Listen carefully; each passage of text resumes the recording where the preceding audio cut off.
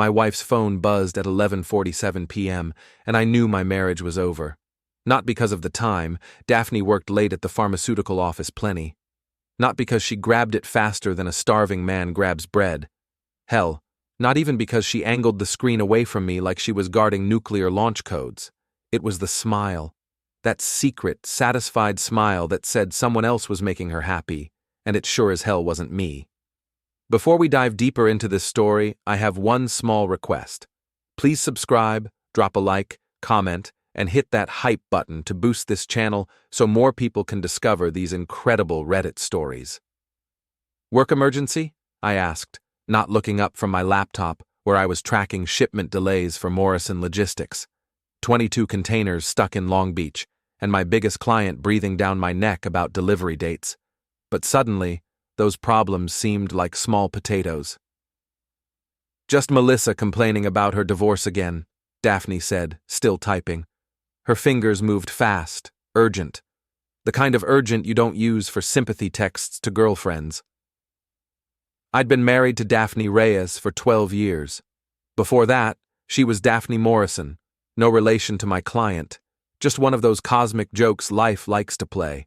I knew her tells better than a poker shark knows a nervous twitch. When she lied, her left shoulder hitched up half an inch. When she was excited, she bit her bottom lip. When she was texting another man, apparently, she did both. Rough, I said, closing my laptop. I'm heading to bed. I'll be up in a few minutes. That was lie number 2. I counted them now, like an accountant counting receipts. She'd be down here for another hour, minimum, texting whoever was making her smile like that. I'd learned to recognize the pattern over the past month. Late nights on her phone, early mornings rushing out the door, and a growing distance between us that felt like the Grand Canyon in our king-sized bed. Our 10-year-old son Jake was asleep upstairs, blissfully unaware that his parents' marriage was circling the drain. I envied him that ignorance as I brushed my teeth and listened to the soft ping of incoming messages from downstairs. I lay in bed staring at the ceiling for exactly 43 minutes before Daphne finally came up. She slipped into bed like a ghost, careful not to wake me.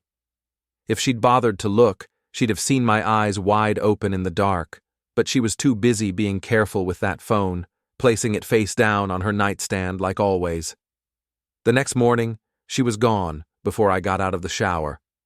A note on the kitchen counter said she had an early meeting. Jake was already at his friend Tommy's house for a sleepover, so I sat alone with my coffee and a growing suspicion that was eating me alive. I'm not proud of what I did next, but desperate times call for desperate measures. We shared a family plan for our phones, which meant I could access the account online. Nothing invasive, just usage logs, call times, that sort of thing. What I found made my coffee taste like ash. 347 text messages to the same number in the past month. A number I didn't recognize, but when I reverse searched it, the name that came up made me freeze. Trevor Holt, Daphne's ex-boyfriend from college. The guy she'd dated for 2 years before we met, the one she'd described as immature and going nowhere fast. The same Trevor who now ran a used car dealership across town and had been sliding into my wife's text messages like a snake in tall grass. I sat there staring at the screen, feeling something dark and cold settle in my chest. It wasn't heartbreak. That would come later. This was something sharper, more focused. This was the feeling I used to get in the boxing ring back in my amateur days, right before I threw the punch that would end the fight. They wanted to play games? Fine. But they'd picked the wrong opponent. I'd been underestimated my whole life. In high school, I was the skinny kid who surprised everyone by making varsity boxing. In college, I was the logistics major who everyone assumed would push papers his whole life. Even at Morrison Logistics, my boss treated me like a glorified clerk until I streamlined our entire West Coast operation and saved the company $2 million in shipping costs. People saw what they wanted to see, a quiet, steady guy who wouldn't make waves. What they missed was the part of me that studied every angle, planned every move, and never forgot a slight. Daphne was about to learn that lesson the hard way. I started with reconnaissance. The family location-sharing app we used to keep track of Jake showed me that Daphne had been making regular stops at Brewster's Cafe on 5th Street, the same place she and Trevor used to go when they were dating. She'd mentioned it once, years ago, calling it our old spot, with the kind of nostalgic fondness that should have been a red flag. Tuesday afternoon, I drove by during my lunch break. Sure enough, there was her silver Honda in the parking lot, right next to a flashy red Mustang that screamed midlife crisis. Through the cafe window, I could see them at a corner booth, leaning across the table like teenagers sharing secrets. Daphne was wearing the blue dress I'd bought her for our anniversary last year, the one she said made her feel beautiful. Apparently it made Trevor feel something too, judging by the way his hand kept reaching across the table to touch hers. I didn't go in. I didn't make a scene. Instead, I sat in my truck and took photos with my phone's zoom lens. Not for any legal reason. Ohio's a no-fault divorce state, so adultery doesn't matter much in court. But information is power, and I was building an arsenal. That evening, Daphne came home with a story about grabbing lunch with her co-worker Sandra. Line number 3, and this one came with physical evidence. I smiled and nodded and asked about her day, playing the role of the oblivious husband while mentally cataloging every detail. "You seem distracted lately," I said, as we cleaned up after dinner. "Everything okay at work?" She paused, a plate halfway to the dishwasher. "Just the usual stress. You know how it is." I knew exactly how it was. I also knew that her usual stress had a name, a red Mustang, and a history with my wife that was apparently being rewritten in real time. "Maybe you should take a vacation day," I suggested. "Do something fun. Meet up with an old friend or something." The suggestion hit its mark. Daphne's face lit up with the kind of enthusiasm she hadn't shown me in months. "That's actually a great idea. I might do that." I bet she would. That night, after she fell asleep, I carefully lifted her phone from the nightstand. I knew her passcode. It was Jake's birthday, same as it had been for years. The text thread with Trevor was right there, and what I read made my hands shake with rage. Not explicit, but damning. References to our song and the way things used to be. Plans to meet up when Colton's at work. Complaints about how I didn't understand her anymore, how I'd gotten boring and predictable. Boring and predictable. That stung more than it should have. Maybe because it was partly true. I had gotten comfortable, settled into routines, taken our marriage for granted. But comfortable didn't mean I was weak, and predictable didn't mean I was stupid. I screenshotted everything, uploaded it to a secure cloud folder, and put the phone back exactly where I'd found it. Then I lay awake until dawn, planning my next move. The old Colton would have confronted her directly, demanded explanations, maybe even driven over to Trevor's place for a midnight heart-to-heart. But the old Colton had been boring and predictable. The new Colton was going to be anything but. I started my research at the Crowbar, the dive bar where I'd been drinking beer and shooting pool since college. The kind of place where the leather booths were held together with duct tape and the bartender knew everyone's business before they did. "Trevor Holt," I said to Mickey, the grizzled bartender who'd been pouring drinks there since the Carter administration. "You know him?" Mickey's face soured like he'd bitten into a lemon. "Holt Auto Sales? Yeah, I know him. Flashy bastard.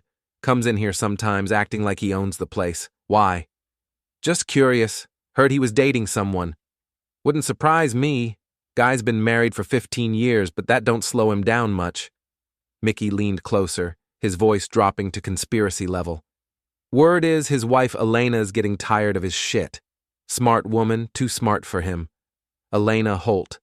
I filed that name away for later use. If Trevor was cheating on his wife with mine, then Elena and I had something in common. Misery loves company, but shared misery can be downright dangerous." I found Elena's Facebook profile that night.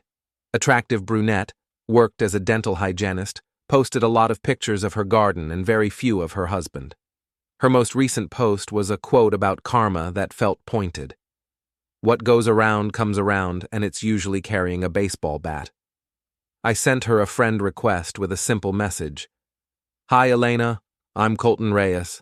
I think we should talk. She accepted within an hour and replied, About what?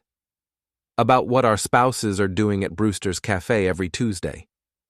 Her response came back so fast I knew she'd been waiting for this conversation.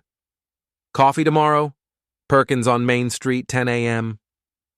Elena Holt was nothing like I'd expected. Where Daphne was polished and careful, Elena was sharp-edged and direct. She slid into the booth across from me at Perkins with the focused intensity of a woman on a mission. Show me, she said without preamble. I handed over printouts of the text messages and photos from the cafe. She studied them with the clinical detachment of a surgeon examining x-rays. Typical, she muttered. He always goes back to her when he's feeling sorry for himself. Goes back? This has happened before? Elena laughed, but there was no humor in it. Oh, honey, you don't know the half of it. Trevor and your wife have been on and off for 20 years.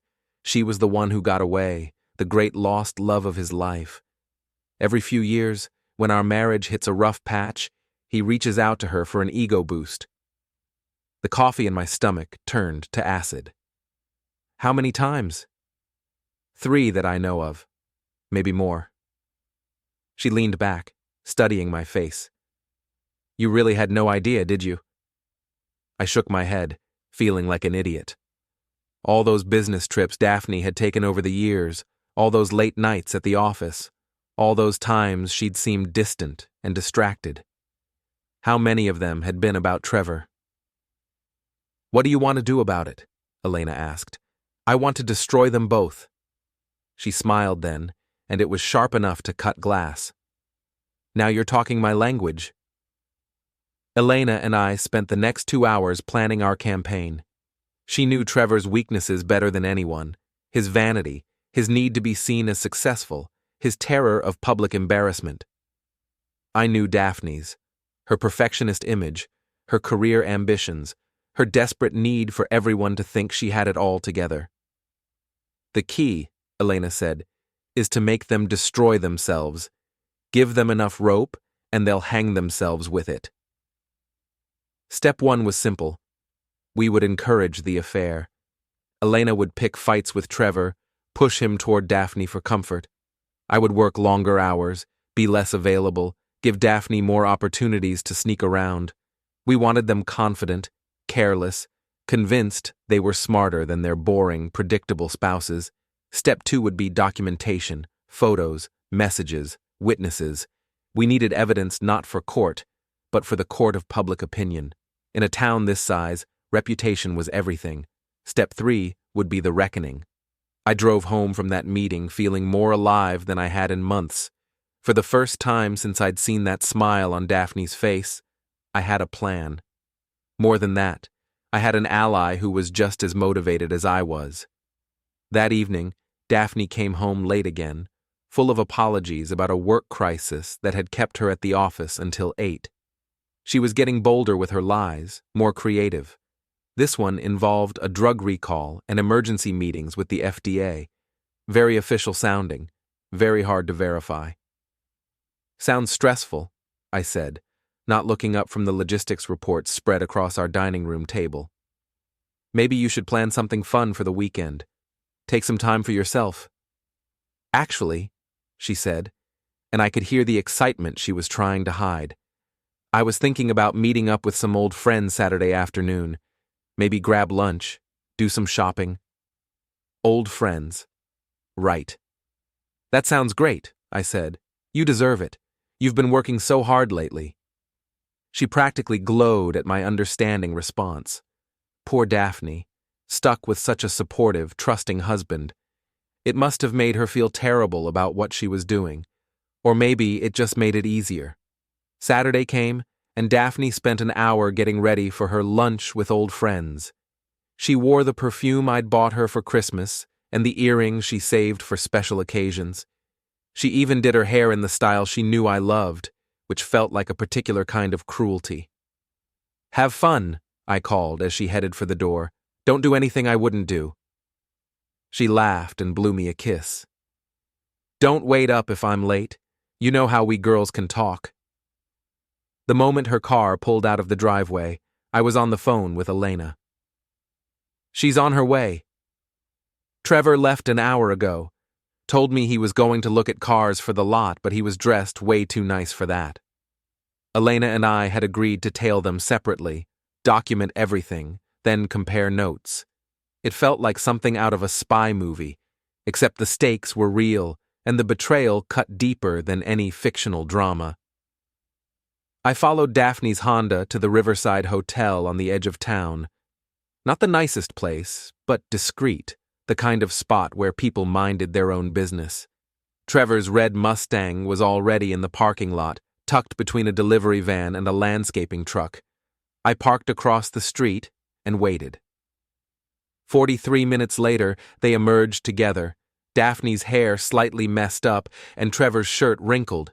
They kissed by her car. Not a quick peck, but a long, passionate embrace that made my hands clench on the steering wheel. I took photos of everything: the kiss, the hotel, the license plates, evidence for the arsenal Elena and I were building. But as I watched my wife of 12 years kiss another man in a hotel parking lot, something cold and final settled in my chest. This wasn't just about revenge anymore. This was about justice, and justice, I was learning, could be a beautiful thing. The beauty of a small town is that everyone knows everyone else's business. The curse of a small town is that everyone knows everyone else's business. Elena and I were about to turn that curse into our greatest weapon. It started with Mrs. Kessler, our 73-year-old neighbor who had elevated nosiness to an art form. She knew which houses got Amazon deliveries, which teenagers were sneaking out after curfew, and which marriages were on the rocks before the couples themselves figured it out. Tuesday morning, I was loading my truck for work when she appeared at her mailbox with the timing of a Swiss watch. "Morning, Colton," she called, her voice carrying that particular tone that meant she had gossip to share. "How's Daphne doing? I saw her leaving early again yesterday." "Work's been crazy for her," I said, playing my part perfectly. "You know how it is with all these pharmaceutical regulations. Sometimes she has to meet with clients outside the office." Mrs. Kessler's eyebrows shot up like I'd just handed her Christmas morning. "Clients? I thought she worked in administration." "She does, but sometimes the big accounts need personal attention. In fact, she's meeting with an old contact from college today, someone who might bring some serious business to her company." It was a masterpiece of misdirection. Every word technically true, but painted in a way that would send Mrs. Kessler's imagination racing down exactly the path I wanted. "How nice for her," Mrs. Kessler said, but her tone suggested she thought it was anything but nice. "It's always good to reconnect with old friends." By noon, I was willing to bet that half the neighborhood knew Daphne was meeting with clients and reconnecting with old friends from college. By evening, the story would have evolved into something far more interesting. Elena was working her own angle. She'd started posting cryptic messages on social media about people who can't keep their promises and the importance of loyalty. Nothing direct, nothing actionable, but enough to get people talking and speculating. The genius was in the subtlety. We weren't spreading rumors. We were planting seeds and letting other people's imaginations do the work. In a town where everyone knew everyone, those seeds would grow fast. Wednesday evening, I was at the Crowbar shooting pool when Trevor walked in like he owned the place. He'd always been a peacock, but lately he was strutting with extra confidence. Having an affair will do that to a man, especially when he thinks he's getting away with it. "Colton," he called out, loud enough for half the bar to hear. "How's it going, buddy?" Buddy. We'd never been buddies. Barely knew each other except through mutual friends and the occasional town event. But apparently, sleeping with my wife had made him feel magnanimous toward me. "Can't complain," I said, lining up my next shot. "Business is good, family's healthy, living the dream." He laughed like I'd told the funniest joke in the world. "That's great, man. Really great. You're one of the lucky ones, you know. Solid marriage, good wife. Not everyone's got that. The 8-ball rolled into the corner pocket with a satisfying thunk. Yeah, I'm pretty lucky. Daphne and I have something special. Trust, you know? Complete honesty. It's rare these days. I watched his face carefully as I said it. A muscle twitched in his jaw, and his smile faltered for just a second. Good. Let him think about trust and honesty while he was lying to his wife and sleeping with mine. Absolutely, he said, but his voice had lost some of its confidence. Trust is everything. I bought him a beer, played another game, and listened to him brag about his dealership's sales numbers. All the while, I was studying him, learning his tells, understanding what made him tick. Knowledge is power, and I was gathering intelligence for the war that was coming. Thursday brought the first crack in their facade. Elena called me at work, barely able to contain her excitement. Trevor came home last night acting weird, she said. Guilty weird. He kept asking me about my day, how I was feeling, whether I was happy. Then he suggested we take a vacation together, just the two of us. Guilt vacation. Classic cheater move. Exactly. But here's the interesting part. I said yes. Told him to book something for next month, somewhere romantic. You should have seen his face. Pure panic. I laughed despite myself. He can't take a romantic vacation with his wife while he's having an affair with mine. The cognitive dissonance would ruin him. That's the plan. Let him tie himself in knots trying to juggle both relationships. Meanwhile, I'm documenting everything. Phone records, credit card statements, the works. Elena was proving to be a valuable ally. She had access to Trevor's finances, his schedule, his private moments of weakness. Together, we were building a complete picture of the affair, gathering ammunition for the final battle. Friday afternoon, Daphne came home from work looking troubled. She'd been riding high all week, practically glowing with the excitement of her secret romance. But something had shifted. Everything okay? I asked, looking up from my laptop where I was tracking a shipment of electronics bound for Denver. Fine, she said, but her tone suggested otherwise. Just work stuff. Politics, you know how it is. I didn't know, actually, but I nodded sympathetically. Want to talk about it? She hesitated, and for a moment I thought she might actually tell me the truth. But then she shook her head and forced a smile. It's nothing I can't handle, just some personality conflicts in the office. Personality conflicts.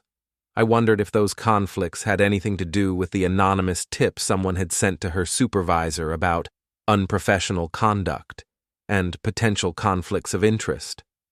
Not that I would know anything about that, of course.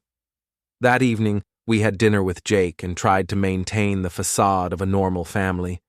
Daphne pushed food around her plate and checked her phone every few minutes. Jake chattered about school and his plans for the weekend. I played the role of the devoted father and oblivious husband, all while planning my next move. After Jake went to bed, Daphne disappeared into the bathroom for an unusually long shower. I used the opportunity to check her laptop, which she'd left open on the kitchen counter. Her email was still logged in, and what I found there made me freeze. A message to Trevor from earlier that day. We need to be more careful. Colton's been asking questions, and people at work are starting to talk. Maybe we should cool things off for a while. His response was immediate and desperate. Don't do this, Daph. We've waited too long to find each other again. I'll leave Elena. We can be together properly. Just give me a little more time. Her reply, It's not that simple. I have Jake to think about, and my job. This is getting too complicated. I screenshotted the entire conversation and added it to my growing collection of evidence. But more than that, I felt a surge of satisfaction. They were scared, uncertain, starting to turn on each other. The pressure Elena and I had been applying was working. The trap was set, the prey was getting nervous, and soon it would be time to spring it shut. Saturday morning brought rain and revelation. I was in my home office, supposedly working on shipping manifests, when Jake burst in with the kind of excitement only a 10-year-old can muster. "Dad! Mrs. Kessler wants to talk to you. She says it's important." I found our neighbor standing on her front porch, rain dripping from her umbrella, wearing the expression of someone who'd just won the gossip lottery. "Colton, dear," she said, her voice dripping with false sympathy. "I hope you don't mind me saying something, but I feel like you should know. People are talking." "Talking about what, Mrs. Kessler?" She leaned closer, conspiracy mode fully engaged. "About Daphne and that man she's been meeting. The one with the red sports car. They were seen at the Riverside Hotel yesterday afternoon, and, well..." She let the sentence hang there, loaded with implication. I arranged my face into an expression of confused concern. "I'm sorry, what man? Daphne was at work yesterday." "Oh, honey," Mrs. Kessler said, and her pity felt genuine. "Maybe you should ask her about it. A wife shouldn't have secrets from her husband." I thanked her for her concern and walked back to the house feeling like I was floating. The gossip network had done its job perfectly. By Monday, half the town would know that Colton Reyes's wife was having an affair, and they'd all be watching to see what he'd do about it. Daphne was in the kitchen making coffee when I came in, still in her robe, hair messy from sleep. She looked young and vulnerable, and for a moment, I almost felt sorry for her. Almost. "Mrs. Kessler wanted to chat," I said casually, pouring myself a cup from the pot she'd just finished brewing. "About what?" But her voice had that careful tone that meant she already knew. "Someone's been spreading stories about you meeting a man at the Riverside Hotel. Crazy, right? I told her you were at work, but you know how these small-town rumors get started." The color drained from Daphne's face like someone had pulled a plug. She gripped her coffee mug so tight I thought it might shatter. "That's ridiculous," she said, but her voice cracked on the words. "Why would anyone say something like that?" "Beats me. Probably just someone with too much time on their hands, saw you meeting a client or something and let their imagination run wild." I was giving her an out, a way to spin the story that might salvage something. But instead of taking it, she went on the offensive. "This is exactly what I hate about this town," she snapped. "Everyone's so bored with their own lives they have to make up drama about other people. It's pathetic." "You're right," I agreed. "It is pathetic. Good thing we know the truth, right?" She looked at me then, really looked, and I saw the moment she realized I wasn't as clueless as she'd thought. Fear flickered in her eyes, followed quickly by calculation. "Right," she said slowly. "The truth." That afternoon, while Daphne was at the grocery store and Jake was at a friend's house, I drove to Trevor's dealership. Holt Auto Sales was exactly what I'd expected. Flashy signs, inflated prices, and the kind of aggressive sales atmosphere that made honest people feel dirty. Trevor was in his office, visible through the glass walls that let him survey his kingdom. I walked in like a man shopping for a car, which technically I was, just not the kind he was selling. "Colton!" He jumped up from his desk with that same false enthusiasm he'd shown at the Crowbar. "What brings you by? Finally ready to trade up from that old truck?" "Actually, I wanted to thank you," I said, settling into the chair across from his desk. His smile faltered. "Thank me?" "For the advice about marriage. You know, what you said at the bar about trust and honesty. Really made me think." Trevor's face went through a fascinating series of expressions: confusion, worry, guilt, and finally a forced smile that looked like it physically hurt. "Oh, that. Yeah, well, I'm glad it helped." It did. Made me realize I should pay more attention to what's going on in my wife's life, take more interest in her work friends, her activities outside the house. You'd be surprised what you can learn when you start paying attention. I watched him process that, saw the moment he understood what I was really saying. The silence stretched between us like a tightrope, and I could see him sweating despite the air conditioning. That's good advice," he finally managed. "I thought so too. In fact, I've been thinking about surprising Daphne. Maybe showing up at one of her work meetings, taking her to lunch afterward. What do you think? Good idea? I, uh, Maybe you should call first. You know, make sure she's free. Oh, I don't want to spoil the surprise. Besides, she's always at Brewster's Cafe on Tuesdays. Same time, same table. Creatures of habit, right? Trevor's face went white. He knew that I knew, and he knew that I knew he knew. It was a beautiful moment of mutual understanding. Colton, he started, but I held up a hand. No need to say anything, Trevor. We understand each other perfectly. I stood up and headed for the door, then paused and looked back. Oh, and Trevor? You might want to have a conversation with Elena about that vacation she's planning. I hear she's got some very specific ideas about where she wants to go. I left him sitting there, probably wondering how his carefully constructed world had started crumbling so fast. The answer was simple. He'd underestimated his opposition. That evening, Daphne was quiet during dinner, picking at her food and avoiding eye contact. Jake filled the silence with stories about his day, blissfully unaware of the tension crackling between his parents. After Jake went to bed, Daphne cornered me in our bedroom. "We need to talk," she said, and her voice had a hard edge I hadn't heard before. "About what?" "About whatever game you think you're playing. The comments about work meetings, the questions about my schedule. What's going on, Colton?" I sat on the edge of the bed and looked at her. Really looked at her. She was still beautiful, still the woman I'd fallen in love with all those years ago. But there was something different now, something calculating and cold that I'd never noticed before. "I'm not playing any games, Daph. I'm just trying to be a better husband, more involved, more interested in your life. Isn't that what you wanted?" "Don't." Her voice was sharp enough to cut. "Don't pretend this is about being a better husband. You know something, don't you?" I could have kept playing dumb, could have dragged it out longer, but looking at her face, seeing the defiance mixed with fear, I realized I was tired of pretending. "I know about Trevor," I said quietly. She went very still, like a deer that's just caught the scent of a predator. "What about Trevor?"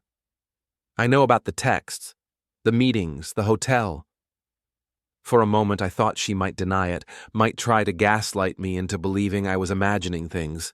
But instead, she straightened her shoulders and lifted her chin, and I saw a flash of the woman she'd been before marriage and motherhood had worn her down. "So what now?" she asked. "You gonna throw me out? Fight me for custody? Make a scene at the school?" "I haven't decided yet." It was the truth, but not the whole truth. I knew exactly what I was going to do, but I wanted her to sweat a little longer, wanted her to wonder and worry and lose sleep over it. "Colton," she said, and her voice softened, became the voice of the woman I'd married. "It's not what you think. It's not serious. It's complicated." Complicated. I tasted the word, found it bitter. That's one way to put it. I never meant for this to happen. It started as coffee, just catching up with an old friend. But then you remembered how much more exciting he was than your boring, predictable husband. She flinched like I'd slapped her. "I never said that." "You didn't have to. It's written all over your face every time you come home from seeing him." We stared at each other across the bedroom that had once been our sanctuary, and I could see her making calculations, trying to figure out how much I knew and how much damage I could do. "What do you want?" she asked finally. "I want you to understand something, Daphne. You think I'm boring and predictable, and maybe you're right. But boring doesn't mean weak, and predictable doesn't mean stupid." She opened her mouth to respond, but I held up a hand. "I'm not done. You and Trevor have been having your fun, thinking you're so clever, so careful. But you've made a mistake. You've forgotten that I'm the guy who coordinates shipping routes for half the Midwest, who tracks down missing containers and solves logistical nightmares for a living. I'm very, very good at finding things that people want to keep hidden. The fear was back in her eyes now, stronger than before. So here's what's going to happen, I continued. You're going to end it with Trevor. Tonight. And then we're going to figure out if there's anything left of this marriage worth saving. And if I don't? I smiled, and I could see my expression reflected in her eyes. It wasn't a nice smile. Then you're going to find out just how unpredictable I can be. Daphne didn't end it with Trevor. I knew she wouldn't. People like her don't give up their toys just because they've been caught playing with them. Instead, she tried to be more careful, more clever. She started deleting texts immediately, varying her schedule, meeting Trevor at different locations. What she didn't know was that Elena and I had moved beyond simple surveillance. We were now in full warfare mode, and we had weapons Daphne couldn't even imagine. The first strike came on a Wednesday morning. Daphne's supervisor, Margaret Chen, received an anonymous email containing photos of Daphne and Trevor at 3 different locations, along with a detailed timeline of their meetings during work hours. The email suggested that someone might want to look into whether company time and resources were being used for personal activities. I knew about Margaret from Daphne's complaints over the years. A by-the-book administrator who took company policy seriously and had zero tolerance for anything that might reflect poorly on the pharmaceutical office. Exactly the kind of person who would investigate anonymous tips thoroughly and discreetly. Daphne came home that evening looking like she'd been hit by a truck. "Rough day?" I asked, not looking up from the shipping reports spread across our dining room table. "Margaret wants to see me tomorrow morning. Some bullshit about professional conduct standards and company image." "That sounds serious. What do you think it's about?" She shot me a sharp look, suspicion written all over her face. "I have no idea. Probably just some office politics nonsense." But her voice lacked conviction, and I could see the wheels turning in her head. She was starting to understand that her carefully constructed double life was falling apart, piece by piece. The second strike came from Elena, who had been busy with her own campaign of psychological warfare. She'd started leaving printouts of divorce attorney advertisements on Trevor's desk, along with articles about asset division and alimony payments. Nothing confrontational, just helpful information for a man who might be considering major life changes. Trevor, according to Elena, was becoming increasingly paranoid and short-tempered. He'd started checking his phone obsessively, looking over his shoulder, jumping at unexpected noises. The confident peacock was turning into a nervous wreck. Friday afternoon, I was at the Crowbar shooting pool when my phone buzzed with a text from Elena. "Trevor's having a meltdown. Come to the dealership parking lot if you want to see the show." I arrived to find Trevor pacing back and forth behind the building, phone pressed to his ear, his voice carrying clearly in the afternoon air. "No, Daphne, you can't just disappear on me," he was saying. "We need to figure this out together. Whatever Colton knows, whatever he's planning, we can handle it."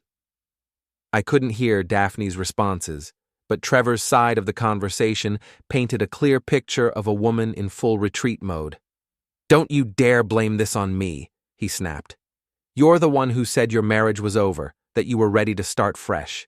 Now when things get a little complicated, you want to run back to your safe little suburban life?" A pause, then. "Fine, fine. But don't think this is over. You can't just use me and throw me away when it's convenient." He ended the call and hurled his phone against the brick wall of the building, where it shattered into expensive pieces. Then he stood there, breathing hard, looking like a man whose world had just collapsed. I drove home feeling a deep sense of satisfaction. They were turning on each other, exactly as Elena and I had planned. Nothing destroys an affair faster than pressure and consequences. That evening, Daphne was unusually attentive. She cooked my favorite dinner, asked about my day, even suggested we watch a movie together. It was the behavior of a woman trying to rebuild bridges she'd spent months burning. "Colton," she said as we sat on the couch, her head resting on my shoulder like old times. I know things have been difficult between us lately. I want to work on that. Do you? Yes. I think we got caught up in routines, took each other for granted. But we have something good here, something worth fighting for. I could have pointed out the irony of her talking about fighting for our marriage while she was still technically having an affair.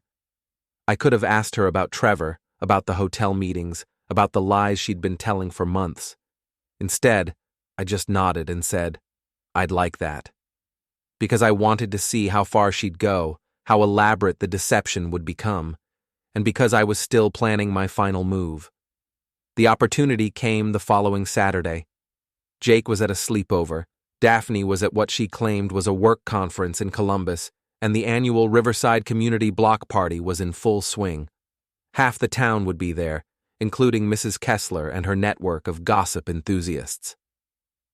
I arrived at the block party around 6 p.m., just as the local band was setting up on the makeshift stage. Elena was already there, wearing a sundress and a smile that could have cut glass. "Ready for this?" she asked. "More than ready." We'd planned this moment carefully. Elena had convinced Trevor to attend, telling him she wanted to work on their marriage and thought a public appearance together might help. Daphne, meanwhile, had no idea the party was happening. She was supposedly 3 hours away in Columbus. At 7:30, Trevor arrived looking uncomfortable in a polo shirt and khakis, clearly dressed by his wife for maximum respectability. Elena greeted him with a kiss that looked loving to observers, but was probably closer to a bite. At 8 o'clock, I took the microphone from the band during their break. "Hey everyone," I said, my voice carrying across the crowd of neighbors and friends. "I hope you're all having a great time. I know I am." A few people clapped politely, probably wondering why the quiet logistics guy was suddenly seeking the spotlight. "I wanted to take a moment to thank this community," I continued. "You've all been so supportive during what's been a difficult time for my family. The advice, the concern, the helpful information, it's meant more than you know." I could see Mrs. Kessler in the crowd, practically glowing with the realization that she was about to witness something spectacular. Now, I know there have been some rumors going around about my wife Daphne. Some people have suggested she's been meeting with another man, having some kind of inappropriate relationship. The crowd went silent. Even the children seemed to sense that something important was happening. "I want to set the record straight about those rumors," I said, pausing for effect. "They're absolutely true." A collective gasp went up from the crowd. I saw Trevor try to push through the people toward the exit, but Elena grabbed his arm and held him in place with surprising strength. "In fact," I continued, "Daphne is supposed to be at a work conference in Columbus right now, but according to the GPS tracker on our family plan, she's actually at the Riverside Hotel, room 237 to be specific." I pulled out my phone and held it up so the crowd could see the location dot on the screen. Now, I'm sure she's there for perfectly innocent reasons. Maybe the conference got moved. Maybe she's meeting with clients. Or maybe she's there with Trevor Holt, who told his wife he was coming to this block party to work on their marriage. I looked directly at Trevor, who had gone white as a sheet. "Trevor, you want to call Daphne and ask her to join us? I'm sure she'd love to explain to everyone what kind of business she's conducting at that hotel." Trevor opened his mouth, but no sound came out. Elena stepped up beside him, her voice carrying clearly in the stunned silence. "Oh, Trevor won't be calling anyone," she said sweetly. "His phone is broken. He threw it against a wall yesterday during a lover's quarrel. Isn't that right, honey?" The crowd was eating this up. Small-town drama didn't get much better than a public revelation of adultery, complete with GPS evidence and a humiliated husband's confession. But I wasn't done yet. "You know what the really funny part is?" I said into the microphone. "Daphne thinks I'm boring and predictable, and she's right, I am. I'm so predictable that when my wife started cheating on me, I did exactly what any boring, predictable husband would do." I paused, letting the tension build. "I hired a private investigator to document everything. I consulted with a divorce attorney about asset protection and custody arrangements. I opened my own bank accounts and moved half our savings, and I filed for divorce yesterday afternoon. Another gasp from the crowd. Daphne would be getting served with papers on Monday morning, but I wanted Trevor and the rest of the town to know first. But here's the thing about being boring and predictable, I continued. It means people underestimate you. They think you won't fight back, won't defend yourself, won't make them pay for what they've done to you. I looked directly at Trevor again, who was now trying to hide behind Elena despite her attempts to push him forward. Trevor, you thought you could slide into my life, steal my wife, and I'd just sit there and take it like some pathetic cuckold. Well, congratulations, you got exactly what you wanted. You can have her. The crowd was completely silent now, hanging on every word. But here's what you didn't bargain for. Daphne comes with baggage, a lot of baggage, like the fact that she's been stealing money from her company's petty cash fund for the past 2 years. Oh, did she not mention that? Yeah, Margaret Chen is going to be very interested in the financial records I've compiled. This was a lie, but a believable one. And by the time anyone figured out it wasn't true, the damage would be done. And Trevor, your wife Elena has been very helpful in this whole process. Did you know she's been documenting your affairs for years? Not just this one, all of them. She's got quite a collection. Photos, receipts, hotel records. Elena, you want to tell everyone about that safety deposit box? Elena smiled and stepped closer to the microphone. Oh, that safety deposit box is full of all sorts of interesting things. Financial records, evidence of Trevor's creative accounting at the dealership, documentation of his various extramarital activities. I've been building quite a case for my divorce attorney. Trevor finally found his voice. You can't do this, he stammered. This is harassment, this is defamation. I laughed into the microphone. Defamation? Trevor, everything I've said is true. You are sleeping with my wife. She is at the Riverside Hotel right now. You did throw your phone against a wall. And Elena does have evidence of your affairs. I handed the microphone back to the band leader and stepped down from the stage. The crowd parted like the Red Sea as I walked through them, some people patting my back, others just staring in shock. Trevor tried to follow me, probably to continue his protests, but Elena grabbed his arm again. Where do you think you're going? She asked sweetly. We need to talk about that vacation I've been planning. I've decided on a destination. Divorce court. I drove home through the quiet streets of our small town, feeling lighter than I had in months. My phone was already buzzing with text messages and missed calls, some from friends offering support, others probably from Daphne frantically trying to figure out what had happened. I turned off the phone and poured myself a whiskey. Tomorrow would bring lawyers and paperwork and the messy business of dividing up a 12-year marriage. But tonight, I was going to sit in my quiet house and enjoy the peace of a man who had finally stopped being boring and predictable. The divorce was finalized 6 months later. Daphne lost her job, her reputation, and half our assets. Trevor lost his wife, his business partnership, and most of his customer base. Turns out small-town car dealers need community trust to survive. Elena took him for everything he was worth and moved to Florida with her settlement money. I kept the house, got joint custody of Jake, and started dating a nice woman from the next town over who didn't know anything about my past except what I chose to tell her. And every time I drive past the Riverside Hotel, I smile and remember the night I stopped being the victim and became the victor. They called me boring and predictable. They were right. But they forgot that boring men can be dangerous when you push them too far, and predictable men are the ones who always have a plan.